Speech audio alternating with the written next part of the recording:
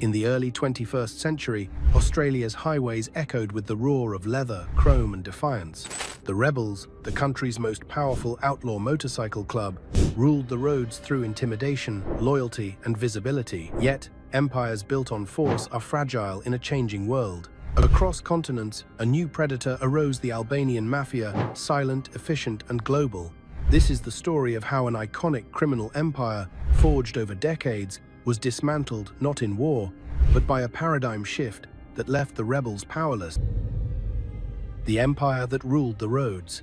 In the history of Australian organised crime, few names carried the weight, fear, and spectacle of the rebels. By the early 2000s, they were no longer a local club or a rebellious youth subculture. They had become an empire. To see them on the streets was to witness a force of nature, a procession of leather-clad bikers, engines roaring like thunder, the Confederate skull insignia emblazoned on vests and patches, announcing in unmistakable language that these men and women controlled not just territory, but respect. Their rise was rooted in visibility. Unlike other criminal enterprises that thrived in shadows, the rebels operated in the open.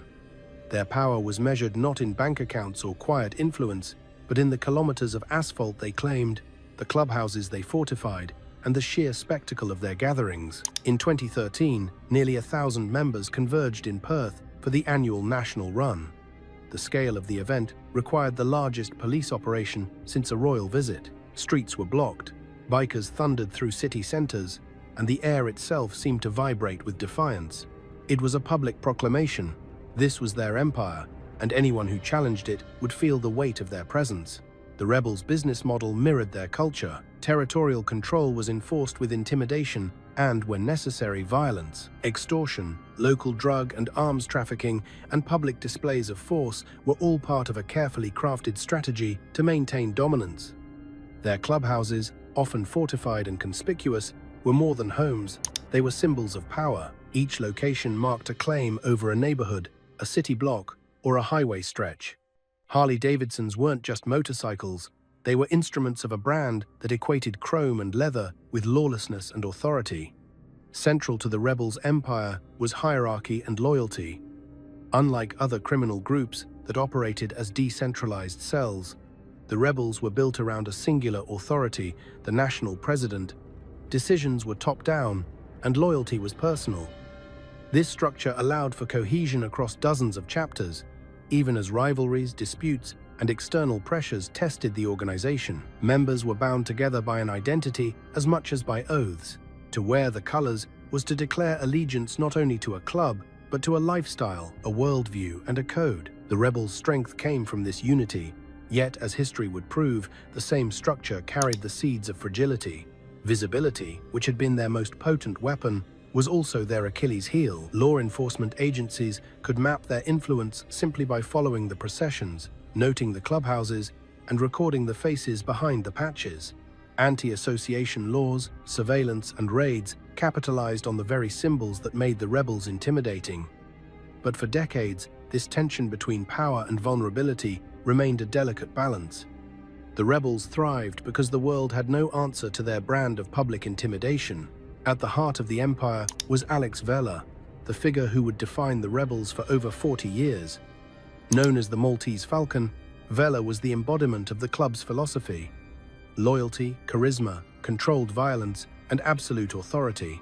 Born in Malta in 1953, he arrived in Australia as a young immigrant with little more than determination and skill. He worked bricklaying jobs, bounced at nightclubs, and labored on farms, all while honing a capacity for both strategy and brutality. By 1973, he rose to national president, a position he would hold for 4 decades. Under his leadership, the rebels were not just feared, they were untouchable in a way few criminal organizations had ever been. Vella's approach fused the streetwise with the business-minded. Compensation from a motorcycle accident helped him establish a motorcycle import business, growing wealth alongside influence. Clubhouses expanded, chapters multiplied, and the empire stretched across the nation. Even when law enforcement seized assets, raided facilities, or targeted members, the rebels endured. Vella's personal authority kept feuds at bay, managed competing interests, and maintained a fragile balance across a sprawling, often chaotic organization. The rebels were an empire that demanded to be seen, a kingdom measured in horsepower, chrome, and loyalty. Their streets, clubhouses, and runways were stages on which power was performed daily. Yet, as history would show, the very principles that had propelled them to dominance, their visibility, their reliance on personal authority, and their cultural identity rooted in force, would make them vulnerable in ways the analog world could not anticipate. They were built for a world of turf wars and public spectacle, but the 21st century was introducing a predator that would render their empire obsolete without firing a single shot. In this first act, the rebels were unstoppable, a symbol of analog power in a digital world yet to come. They were loud, proud, and everywhere. But as they ruled the roads, another story was unfolding silently in the shadows, a story of efficiency, invisibility, and a criminal model that would challenge everything the rebels believed about power. Brotherhood before business. The rebels, like all outlaw motorcycle clubs, did not begin as a criminal enterprise. They were a subculture born from post-war alienation, a society still recovering from scars both visible and unseen. In the 1,950 seconds and 1,960 seconds, motorcycles were more than machines. They were vehicles of independence for those who could not afford cars, symbols of rebellion for those who did not fit in. From these humble beginnings, a tribal culture emerged, one that placed loyalty, identity, and community above all else. Australia's first outlaw club, the Gladiators, formed in 1960, marked the first stirrings of this culture. But it was in 1969 in Brisbane that Clint Jacks founded the club that would define the country's criminal landscape, the Rebels. Their ethos was simple but absolute. Brotherhood was sacred, and the patch on the vest was a declaration of belonging. To be a rebel was to be part of a fraternity, one that rejected conventional society while embracing a fiercely independent code of conduct. This culture shaped every facet of their criminal activities. Territorial control was not simply about profit, it was a demonstration of identity.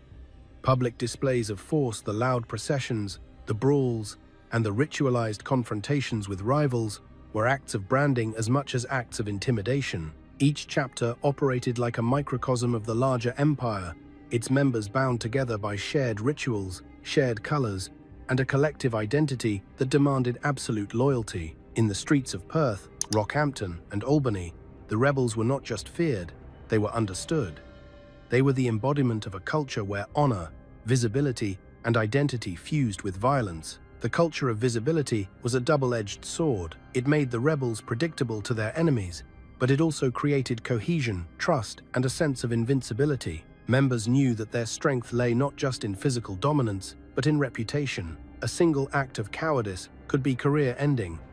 A public display of loyalty reinforced one's place in the hierarchy.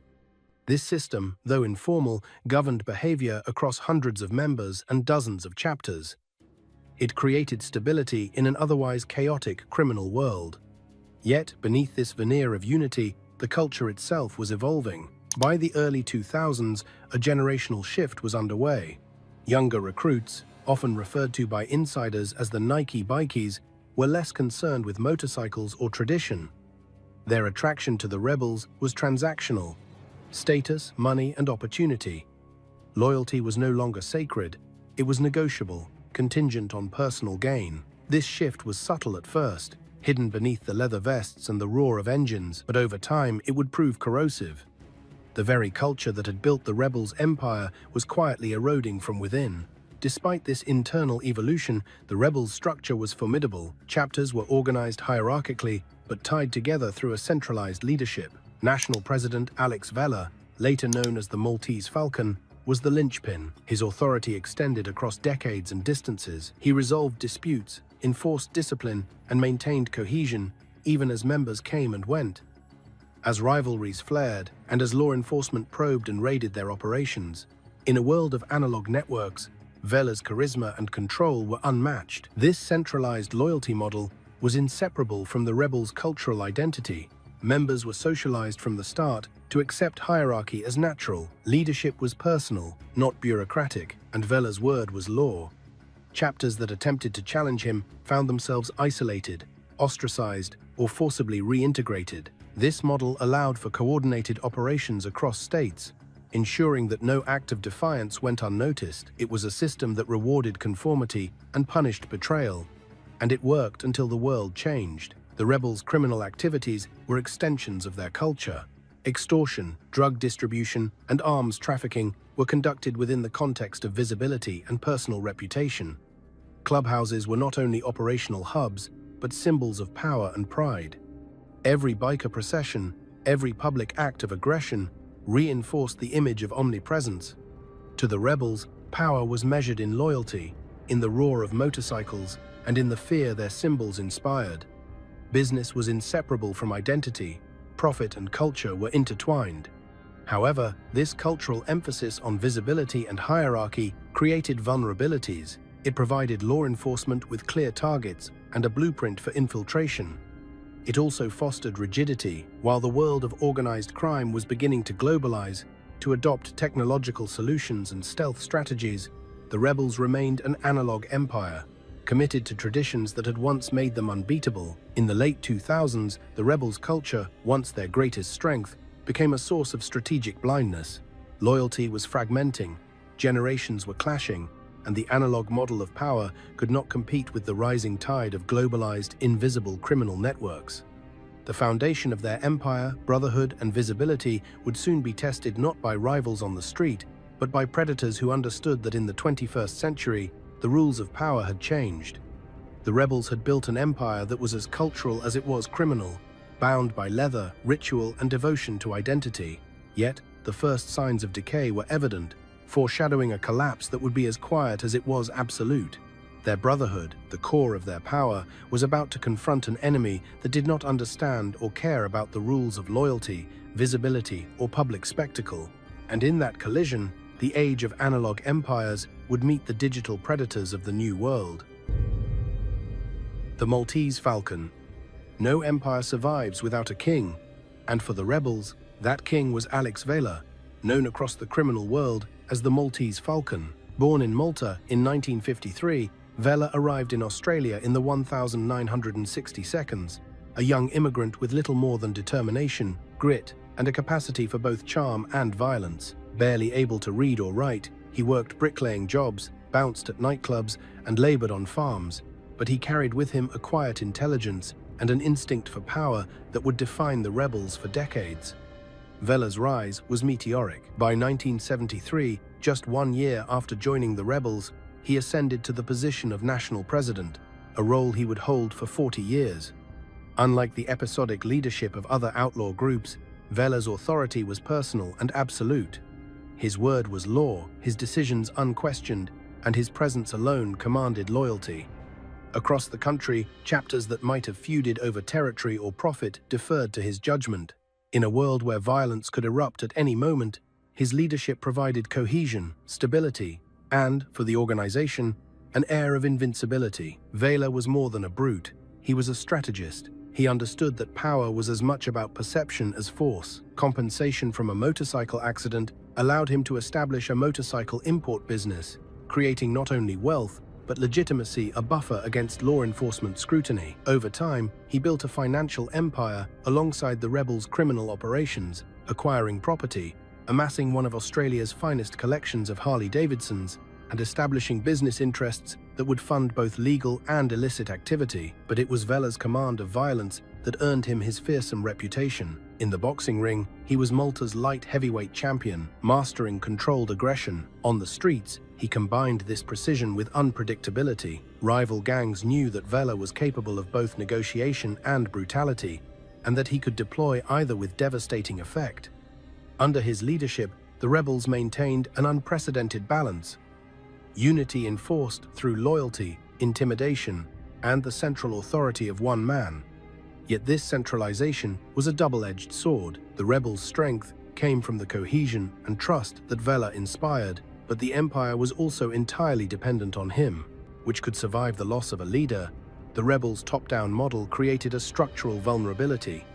All decisions, all disputes, all power flowed through a single individual. If Vela were removed, even temporarily, the entire organization risked paralysis.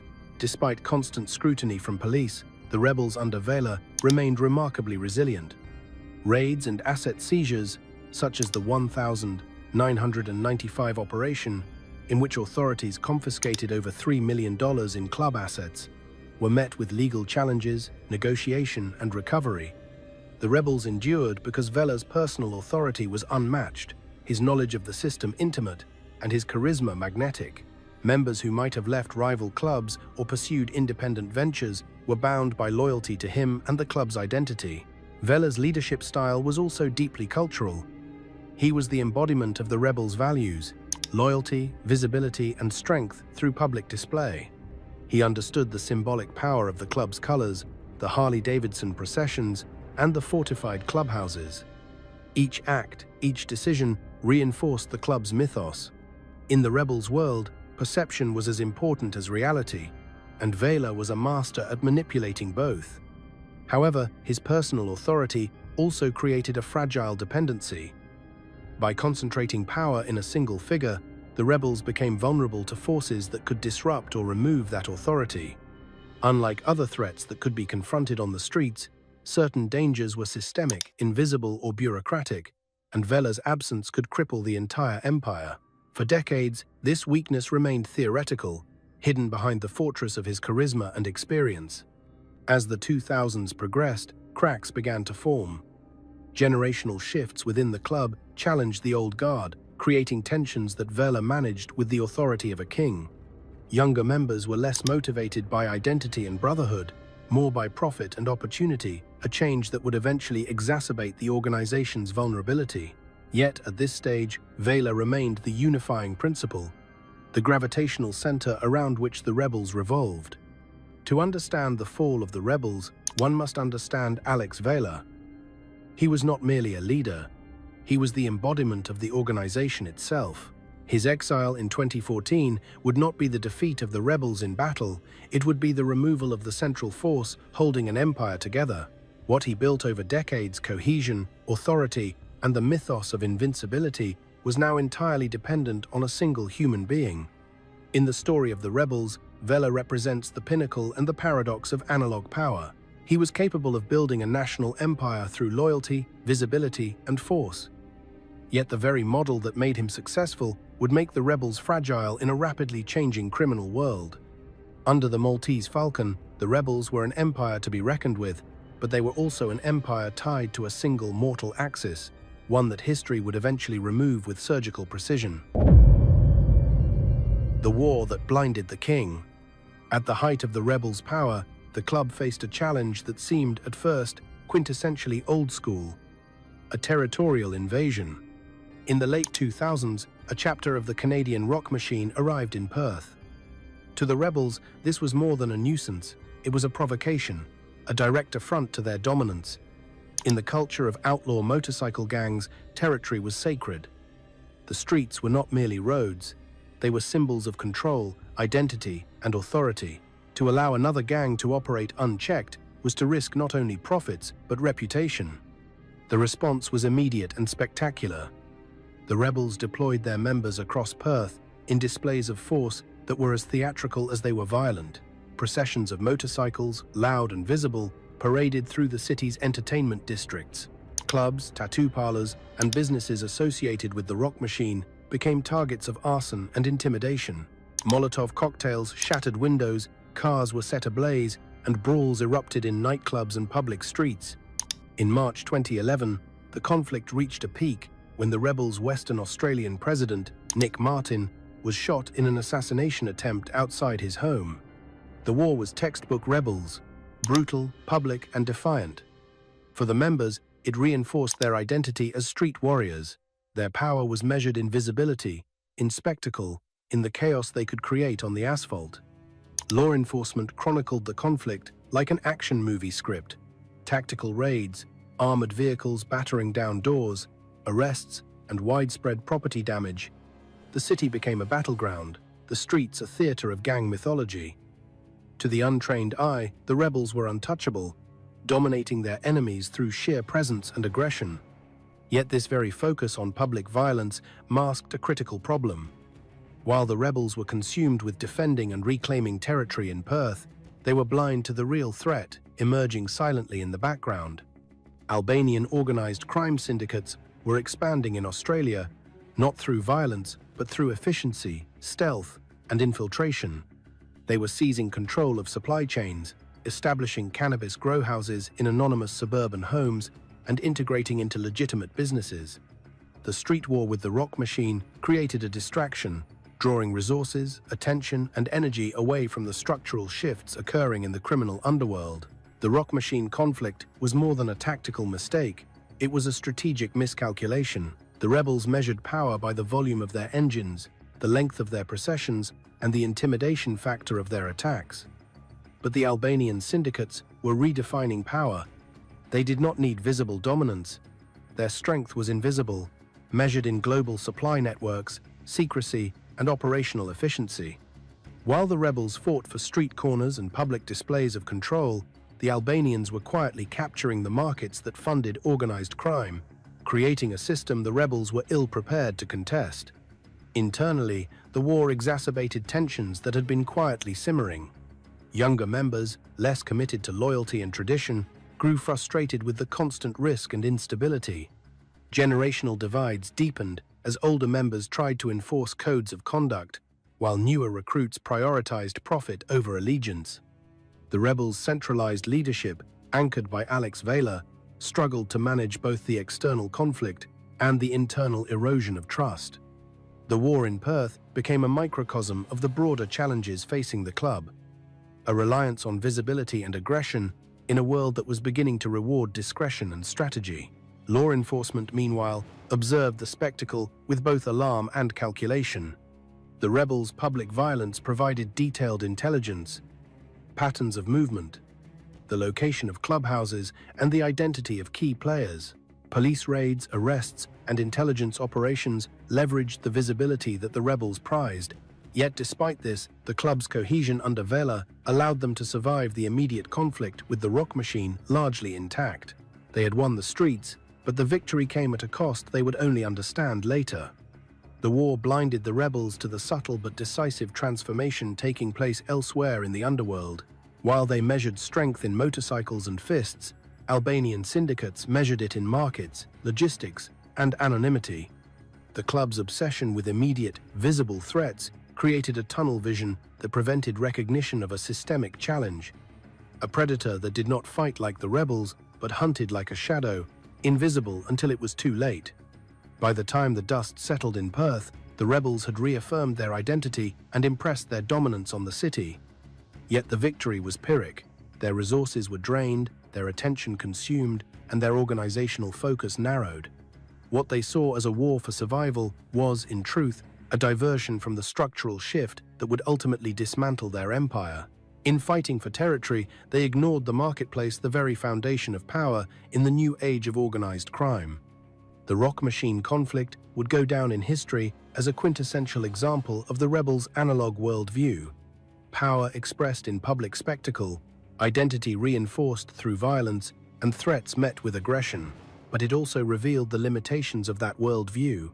In the 21st century, real power was no longer measured in streets held or battles won, but in systems controlled, networks infiltrated, and markets dominated. The rebels had fought a war to prove their strength, only to discover that the battle that truly mattered had already been won quietly, invisibly, and far from the roaring engines of Perth.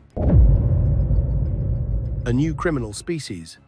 While the rebels thundered through Australian streets, another force was emerging quietly, almost imperceptibly, on the other side of the world. In the Balkans, the collapse of communism in the 1990 seconds plunged Albania into chaos. The fall of the state, coupled with widespread corruption and the collapse of pyramid schemes that bankrupted millions, created a perfect environment for a new model of organized crime. Out of this turmoil rose a criminal entity that would eventually outmatch the rebels, not through visible power, but through precision, stealth, and corporate-like efficiency. The Albanian Mafia, structured around tightly knit family clans, operated under a code known as Besa, meaning trust or the keeping of promises. These clans formed impenetrable social units, where loyalty was guaranteed by blood, tradition, and honor. Unlike the rebels, whose cohesion depended on personal allegiance to a leader and a shared cultural identity, the Albanians' strength lay in secrecy, discipline, and decentralized execution. Law enforcement infiltration, internal betrayal, and public exposure posed far greater challenges to outlaw bikies than to these clan-based syndicates. Their business model was a study in operational efficiency. While biker gangs fought for streets, the Albanian syndicates captured markets. Cocaine distribution became a vertical integration exercise. Instead of relying on intermediaries in Europe, Albanian groups forged direct relationships with Colombian cartels, acquiring high-quality cocaine at a fraction of the price competitors paid.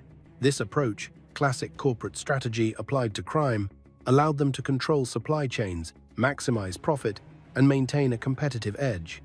Their operations were global, coordinated through professional facilitators, lawyers, accountants, real estate agents, rather than through visibility and intimidation. This new breed of organized crime was unrecognizable to the rebels. Power was measured not in motorcycles or patches, but in logistics and discretion. Empty suburban houses became decentralized grow houses. Businesses were used to launder profits. Port access, shipping contracts, and corporate fronts ensured operations could continue unnoticed. Unlike biker gangs, they did not need to assert dominance through spectacle or violence. They existed everywhere, yet were unseen. Their operations were surgical, efficient, and remarkably resilient. By the late 2000s, while the rebels were consumed by street wars with the rock machine, the Albanians were building infrastructure in plain sight.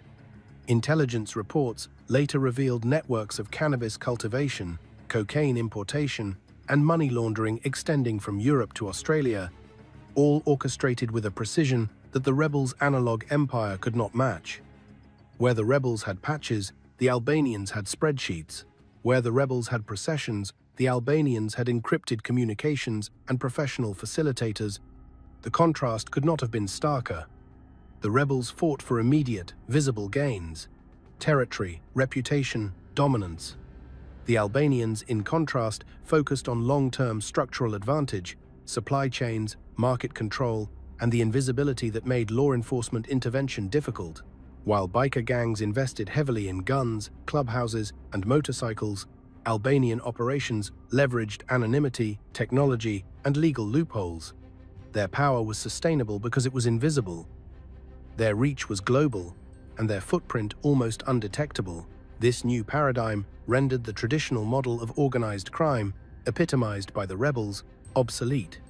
In a world where enforcement agencies were increasingly sophisticated and surveillance increasingly intrusive, visibility became liability. Public intimidation, mass brawls, and flamboyant processions were no longer advantages, they were vulnerabilities. The Albanian Mafia had understood the rules of the 21st century before the rebels even realized the game had changed. The rise of the Albanian Mafia also highlighted the limitations of loyalty-based organizations. While the rebels' cohesion depended on personal allegiance to Alex Vela and the shared mythology of the club, the Albanian clans relied on enforceable social contracts embedded in family and culture. This meant that even if one branch of a network was compromised, the system could continue to operate. Unlike a centralized leadership vulnerable to removal or exile, Albanian operations were resilient, modular, and self-sustaining. By the time Australian law enforcement began to recognize the threat, the Albanians had already captured the real sources of criminal power: supply chains, financial flows, and market control. The rebels, fighting old wars for visibility and street dominance, were ill-prepared to compete in this new arena. The analog model of brute force and brotherhood could not withstand the precision, discretion, and corporate methodology of this new criminal species. The story of the Albanian Mafia is not one of spectacle, but of patient, deliberate evolution. It is a tale of adaptation to chaos, of exploiting gaps in governance and law enforcement, and of building a criminal empire designed for the modern world. Where the rebels embodied an analog, visible form of power, the Albanians epitomized a digital, invisible, and market-driven model. And in that quiet evolution lay the seeds of the rebels' ultimate downfall. The rise of this new criminal species set the stage for the extinction of the rebels. The analog dinosaurs of Australian organized crime were about to face a predator that could not be intimidated, outgunned, or scared into submission. They would not be defeated in the streets, but rendered irrelevant in the boardrooms, warehouses, and encrypted networks of a globalized underworld. The empire that once thundered across Australian highways would soon discover that the rules of power had changed and that adaptation was no longer optional. Markets replaced territory. While the rebels measured their strength in streets, controlled and rival gangs intimidated, the Albanian Mafia operated according to a very different principle: control of the market. By the early 2010 seconds, the Albanians had redefined organized crime in Australia, demonstrating that power no longer required visibility or violence, it required efficiency, strategy, and global integration. In the cocaine trade, this new model became brutally clear.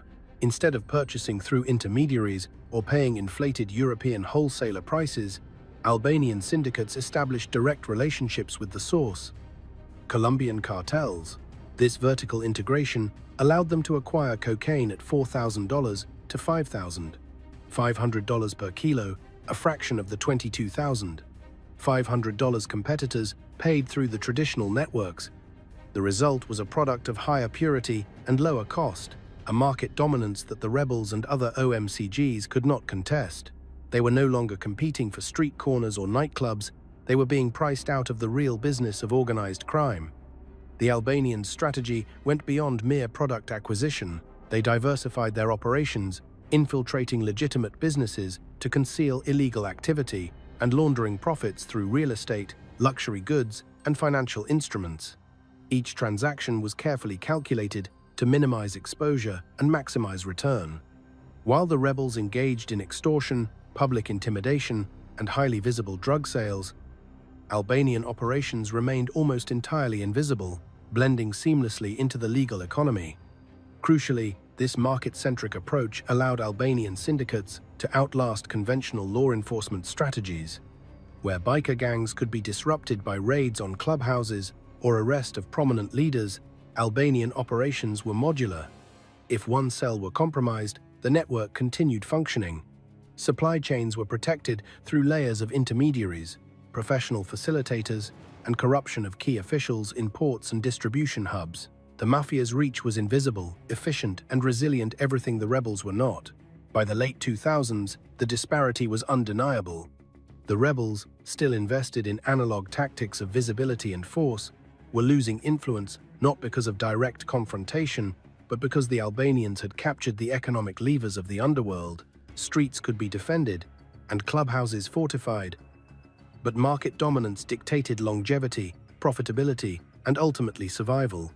The analog measures of power biker processions, patch displays, and violent reputation were increasingly irrelevant in a globalized criminal ecosystem.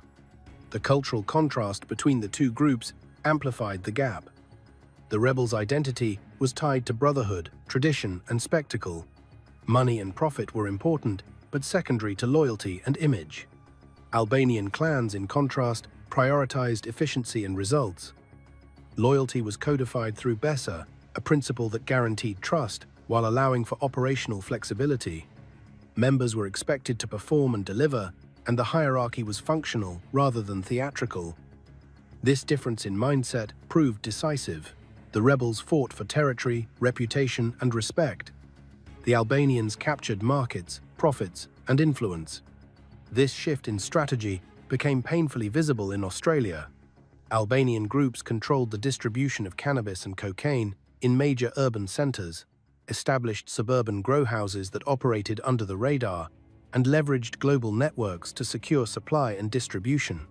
Their operations were shielded by legitimate facades, real estate businesses, import-export companies, and professional services that insulated them from the kind of attention drawn by the rebels' highly visible conflicts. Where the rebels had public dominance, the Albanians had structural dominance. Even when law enforcement attempted to intervene, the difference in models was evident. Raids against biker gang clubhouses disrupted operations temporarily, but the Albanian networks remained largely untouched. Their cells were decentralized, their profits laundered, and their hierarchy insulated from exposure. In effect, the traditional metrics of gang power, territory, reputation, and violence could no longer be used to measure influence or predict outcomes. The rebels were battling an invisible enemy, operating according to a logic they did not understand. Ultimately, the story of markets replacing territory highlights a fundamental transformation in organized crime. Real power had shifted from streets to supply chains, from force to strategy, from visibility to invisibility.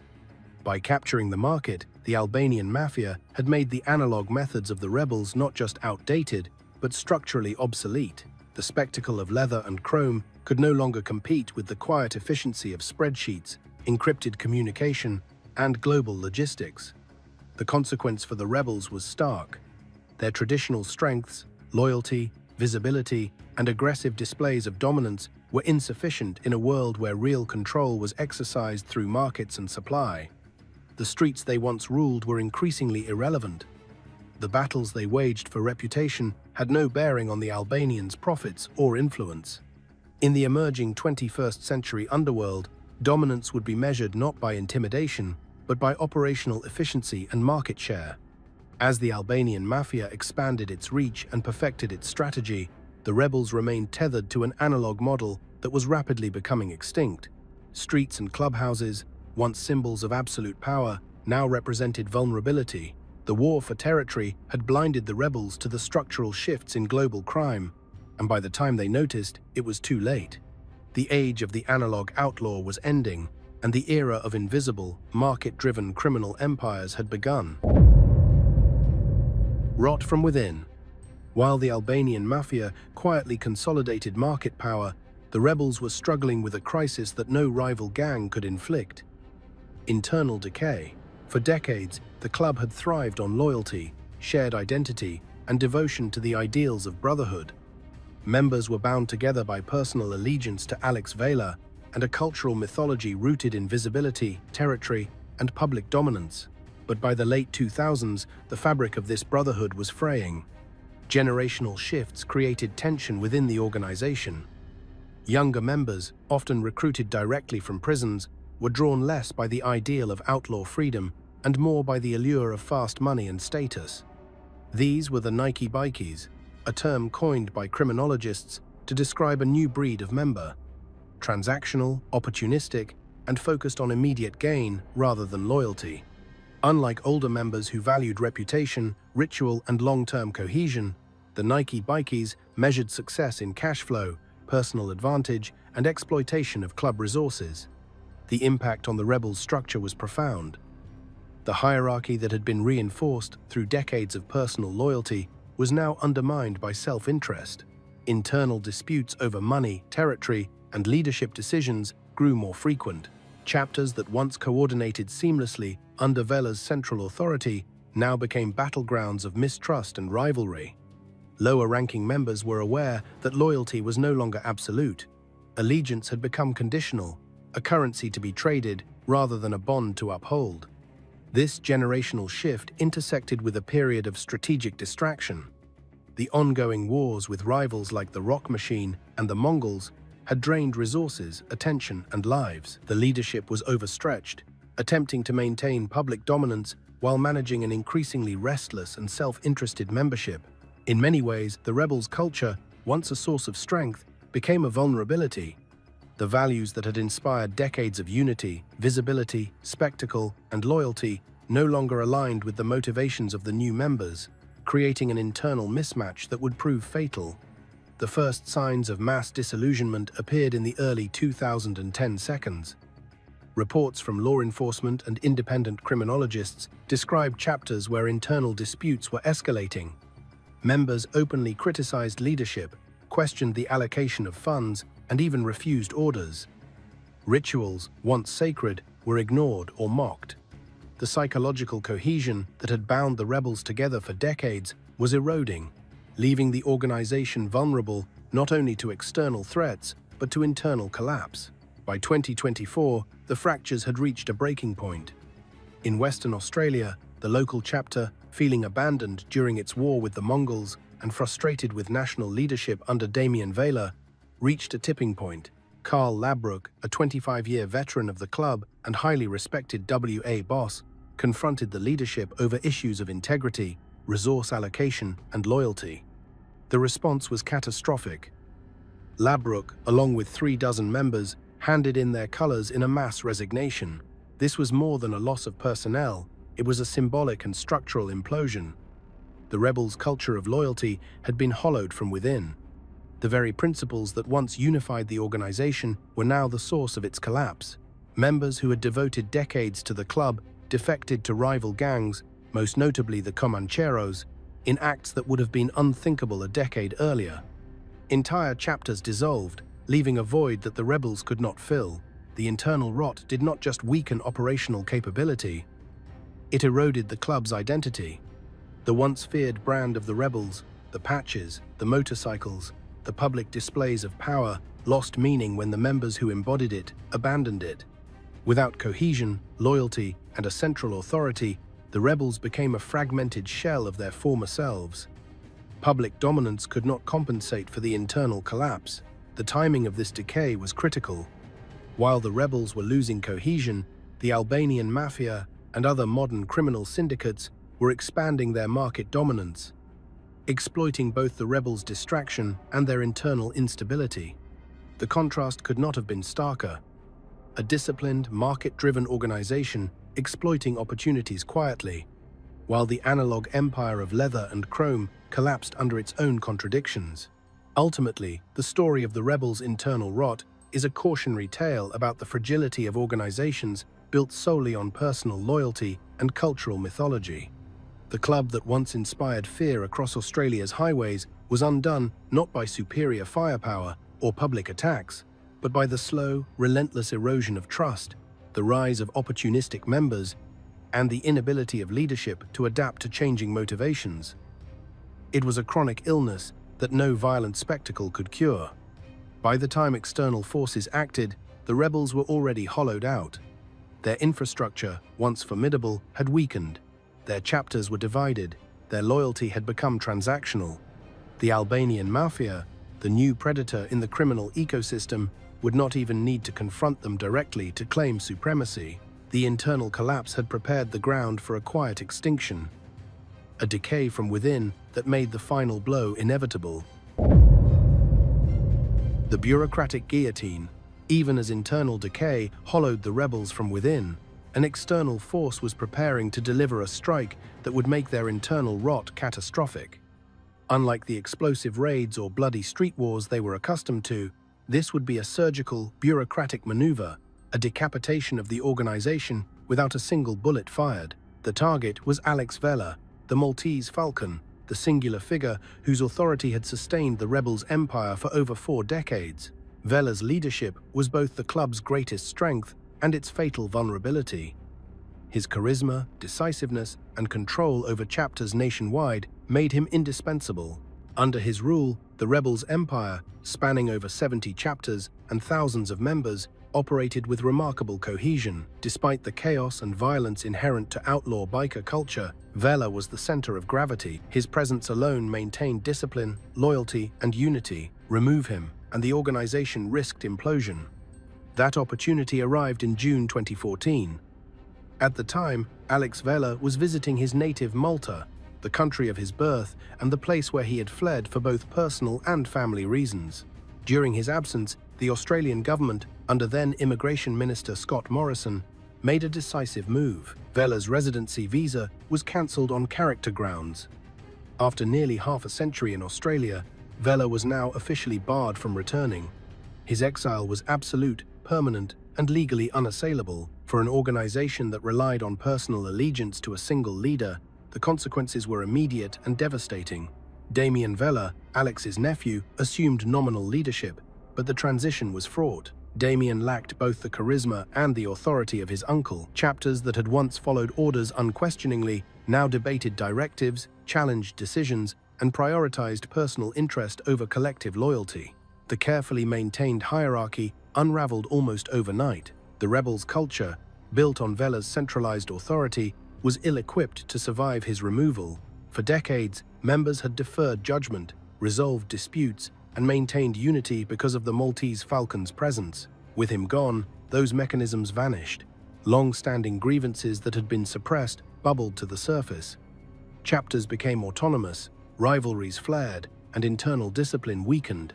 Without a unifying figure, The rebels were not just leaderless, they were unmoored. The psychological impact on members was equally profound. Many had identified their own power and identity with the central figure of Alex Vella. To lose him was to lose the heart of the organization itself. Loyalty, once an unbreakable bond, became fragile. Members questioned whether their allegiance to the rebels still had meaning and whether the risks of involvement outweighed the benefits. This uncertainty triggered defections, mass resignations, and in some cases outright betrayal. Western Australia, a region with one of the most active and respected chapters, became the first major casualty. Carl Labrook, the 25-year veteran WA boss, had long been frustrated by what he perceived as a lack of support from national leadership. With Alex Vella exiled, Labrook saw the organization as rudderless. The result was a dramatic rupture. Labrook, along with 36 members, handed in their colors in a mass resignation. More shocking still, many of these defectors joined longtime rivals, including the Comancheros. The club's brand, once synonymous with loyalty and territorial dominance, was fractured beyond repair. The decapitation also highlighted a critical vulnerability of the analog power model. The rebels had relied on a central figure for cohesion, enforcement, and operational oversight. While this centralized authority had allowed them to maintain control for decades, it created a single point of failure. Modern law enforcement, recognizing this, did not need to engage in prolonged gang wars or elaborate surveillance. By removing the Maltese Falcon, they had struck at the very heart of the rebels' organizational DNA. Across Australia, the effect was swift and total. Chapters in Canberra, Sydney, and Melbourne experienced similar destabilization. Members who had once adhered strictly to the rebels' code of conduct now questioned their commitment. Patches were handed in, allegiances shifted, and the organization's public presence began to shrink. The streets that had once reverberated with the roar of rebel motorcycles grew quieter. The empire, already weakened by internal decay and strategic distraction, now faced the irreversible effects of a lost central authority. The bureaucratic guillotine, executed with legal precision, was a lesson in modern law enforcement strategy. It demonstrated that in the 21st century, organizational collapse need not require guns, explosives, or high-speed chases. Sometimes, a single administrative act and immigration decision could achieve what decades of raids and arrests could not. By striking at the leader, authorities exploited the rebels' structural weakness, creating a power vacuum that no successor could fill. Alex Vella, the exiled king of an empire he had built from scratch, now found himself powerless. Thousands of kilometers away in Malta, he watched the disintegration of a world he had shaped over 4 decades. His exile was not just personal, it was emblematic of the obsolescence of the analog, leader-centric model. The rebels, once the apex predators of Australia's criminal landscape, were now prey to the changing rules of power, both internal and external. The bureaucratic guillotine had done its work. The rebels were leaderless, fragmented, and vulnerable. Their internal rot, combined with the strategic invisibility of rival syndicates, set the stage for the final chapters in the collapse of one of the most iconic outlaw empires in Australian history. The digital trap. By the late 2010 seconds, the rebels, like much of the global underworld, were attempting to adapt to the digital age. The analog world of face-to-face communication, clubhouses, and physical meetings was giving way to encrypted messaging platforms. What had once been the rebels' strength, the ability to operate openly, intimidate rivals, and maintain loyalty through presence, was now a liability. The underworld required discretion, speed, and secrecy, and the rebels struggled to adjust. In 2018, the global criminal landscape experienced a seismic shift. Phantom Secure, one of the most widely used encrypted communication platforms for criminals worldwide, was dismantled by the FBI. Its CEO was arrested, servers seized, and thousands of criminals, including outlaw bikies, Albanian syndicates, and other organized crime groups, found themselves suddenly disconnected. Panic spread across the underworld.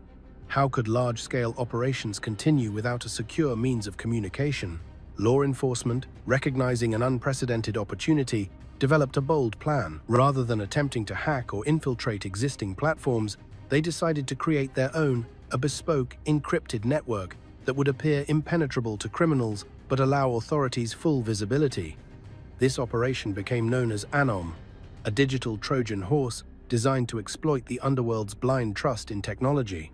The platform itself was deceptively simple. Custom Android devices running a modified operating system, stripped of normal functions, were distributed, with the encrypted messaging app hidden behind a calculator interface. Users were led to believe that they had access to a secure, exclusive network. In reality, every message sent through ANOM was secretly copied to a law enforcement server, allowing real-time surveillance of global criminal activity. The criminals believed they had found salvation, but they were in the ultimate trap. The rollout relied on trust and influence within the criminal world. Hakan Ayek, a fugitive and high-profile Australian drug trafficker associated with the Comancheros, was unknowingly recruited as the platform's lead distributor. His endorsement, which the underworld considered a seal of credibility, allowed ANOM to penetrate even the most secretive networks. The rebels, desperate for secure communications, were among those who adopted the system, believing it would protect their operations from law enforcement scrutiny. By 2021, the platform had reached critical mass. Tens of thousands of devices were active in over 100 countries, used by more than 300 criminal syndicates, including the remnants of the rebels' empire. For the rebels, ANOM represented a lifeline, a way to coordinate fragmented chapters, manage drug operations, and maintain some measure of control in a world they no longer dominated. Yet the very tool they relied upon would accelerate their collapse. Operation Ironside, the law enforcement codename for the surveillance campaign, was unprecedented in scale and sophistication. FBI and AFP analysts monitored millions of messages, intercepting conversations about drug shipments, money laundering, and even murder plots. The rebels, along with their Albanian competitors and other criminal organizations, spoke freely, believing their communications were secure. Their assumptions of invisibility became the instrument of their destruction. The consequences for the rebels were immediate and devastating. While they were already fragmented due to internal rot and the exile of Alex Vela, ANOM allowed authorities to observe the precise structure of the organization. Hierarchies, financial flows, supply chains, and internal disputes were all laid bare. Law enforcement could see the fractures created by the Nike bikies, mass defections, and declining loyalty in real time, preparing the ground for targeted arrests and raids. In Australia, Operation Ironside culminated in June 2021. Over 4,000 officers executed simultaneous raids across the country, targeting clubhouses, suburban homes, and businesses linked to the rebels. Hundreds of search warrants were carried out, firearms confiscated, cash seized, and high-level members arrested. For the rebels, the illusion of control shattered. The secure network they relied upon was, in fact, a one-way mirror controlled by law enforcement. Every plan, every secret, every private communication had been exposed. The psychological impact was equally profound. Members who had trusted one another implicitly now discovered that the platform they had relied upon for coordination had betrayed them. Bonds of loyalty and brotherhood, already weakened by internal decay and leadership vacuum, collapsed under the weight of evidence that their actions were monitored in real time. The rebels' analog culture of visible strength, loyalty, and intimidation had no defense against the invisible digital predator. By the end of the operation, the rebels were effectively paralyzed, chapters disbanded, high-profile members were imprisoned or defected to rivals, and the once-feared patch lost its value as a symbol of power. The ANOM sting had not just disrupted operations, it had destroyed trust, the very foundation upon which the club had been built. The analog dinosaurs of Australia's criminal underworld had been outmaneuvered not by bullets or clubhouses, but by encrypted messages, invisible servers, and the precision of a global law enforcement coalition. The digital trap illustrates a fundamental lesson in modern criminality. Visibility is no longer power. Invisibility is. The rebels, who had thrived in a world of spectacle, had become extinct in a world of stealth. Their downfall was complete, accelerated by technology they believed would save them. The analog age of leather, chrome, and territorial dominance had ended, and the digital predator, globalized and efficient, had already claimed the landscape. Extinction in silence. By mid-2021, the rebels were no longer a fearsome empire. They were a relic of a bygone era. Decades of visibility, loyalty, and territorial dominance, once their greatest strengths, had become liabilities. The internal decay, the generational shift toward transactional loyalty, and the exile of Alex Vela had hollowed the club from within. Operation Ironside delivered the final, decisive blow, exposing every secret, every plan, and every fracture to law enforcement. Chapters dissolved, members defected to rivals, and the brand that had once terrorized highways lost all meaning. The rebels' leather and chrome, their colors, and their iconic patches became symbols not of power, but of obsolescence. Where they had once measured authority in public intimidation, motorcycles, and violent displays, they now faced a world in which power was silent, efficient, and invisible. Their analog model of organized crime could not survive in the digital corporate-style networks that had replaced it. Meanwhile, the Albanian Mafia and other modern syndicates adapted and survived. Clan-based, decentralized, and focused on market dominance, their operations absorbed lessons from the rebels' collapse. By prioritizing stealth, efficiency, and global integration, they remained resilient to both internal decay and law enforcement intervention. The analog dinosaurs had been extinguished, but the new predators thrived, proving that survival depended not on spectacle, but on adaptability and invisibility. The fall of the rebels was not a dramatic war or a final shootout. It was a quiet extinction, an evaporation of influence, structure, and identity. Streets they once controlled, clubhouses they once defended, and reputations they once projected were all left empty. Alex Vela, exiled in Malta, remained the symbolic king of a kingdom that no longer existed. In the end, the rebels' story is a chronicle of transition. It demonstrates that in the 21st century, real power is not displayed with leather vests or roaring motorcycles. It is exercised through markets, global networks, and stealth. The rebels did not lose a battle. They were outpaced by a paradigm shift. Their disappearance offers a cautionary tale. The era of analog dominance has ended, replaced by invisible, efficient, and corporatized criminal empires. The roar that once echoed across Australian highways had faded forever, leaving only the silence of a vanished empire.